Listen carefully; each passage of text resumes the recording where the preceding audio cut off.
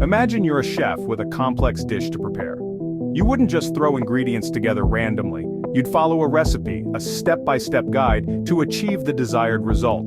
Similarly, in the world of computer science, an algorithm is like a recipe for solving problems. It's a precise sequence of instructions that a computer follows to accomplish a specific task. Let's take the example of sorting a list of numbers. An algorithm for this task might involve comparing pairs of numbers and swapping them if they're in the wrong order. This process would be repeated until the entire list is sorted. Just like a recipe guides a chef, an algorithm guides a computer to produce the correct output for any given input. Whether it's finding the shortest route on a map, searching for information on the internet, or even recommending your next favorite song, algorithms are the invisible engines powering our digital world. They provide a structured and systematic approach to problem solving, enabling computers to process information and perform tasks with remarkable speed and accuracy. Not all algorithms are created equal. Just as some recipes are more efficient than others, some algorithms are better than others at solving problems. But what makes an algorithm good? Several key characteristics define an efficient and effective algorithm. First and foremost, a good algorithm should be correct. This means that it should always produce the correct output for any valid input. An algorithm that sometimes gives the wrong answer is not very useful, even if it's fast. Secondly, an algorithm should be finite. This means that it should eventually terminate or stop after a finite number of steps. An algorithm that runs forever without producing an output is not practical. Clarity and simplicity are also important considerations. A well-designed algorithm is easy to understand and implement. This makes it easier for others to read, debug, and modify the algorithm, which is essential for collaboration and maintenance.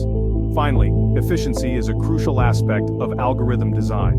An efficient algorithm uses minimal resources, such as time and memory, to accomplish its task. While the terms algorithm and program are often used interchangeably, they represent distinct but related concepts. An algorithm is a set of instructions for solving a problem, while a program is a concrete implementation of an algorithm in a specific programming language. Think of it this way. An algorithm is like a blueprint for a house, while a program is the actual house built from that blueprint.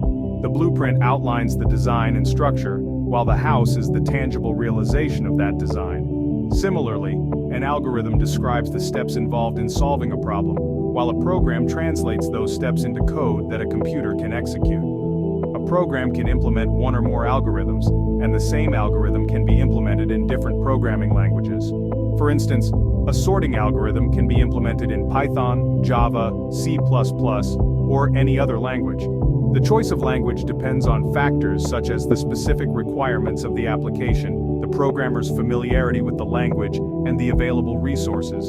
In the realm of computer science, complexity theory is a branch that deals with classifying computational problems according to their inherent difficulty. It helps us understand how the resources required to solve a problem grow as the size of the input increases. This is crucial for designing efficient algorithms that can handle large datasets and complex computations.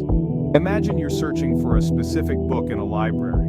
If you have a small bookshelf with a dozen books, you can easily find the book by looking at each one until you find it. However, if you're in a library with millions of books, this approach would be highly inefficient. You'd need a more sophisticated search strategy, such as using the library's catalog system. Similarly, in computer science, we need to analyze the efficiency of algorithms in terms of how they scale with input size.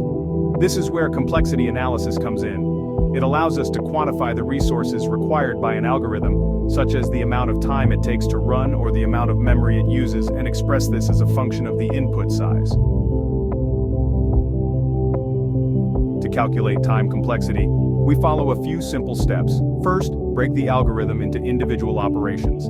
Then, determine the big O notation for each operation. Add them up, and remove any constants.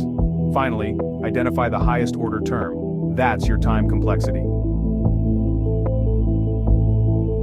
Let's look at some common big O notations. Big O of 1, constant time. No matter the input size, the algorithm takes the same amount of time. Super fast. Big O of n, linear time. As the input grows, the time it takes grows at the same rate. Big O of n squared, quadratic time. The time increases quickly as the input size grows. This is much slower. The goal? Design algorithms that run as fast as possible and use the least amount of memory. Algorithms power everything, from search engines to social media feeds. They're the brains behind the technology we use every day. Understanding algorithms is the first step in mastering computer science. If you want to dive even deeper into algorithm design techniques, like divide and conquer, dynamic programming, or greedy algorithms, stick around. Let's crack the code together.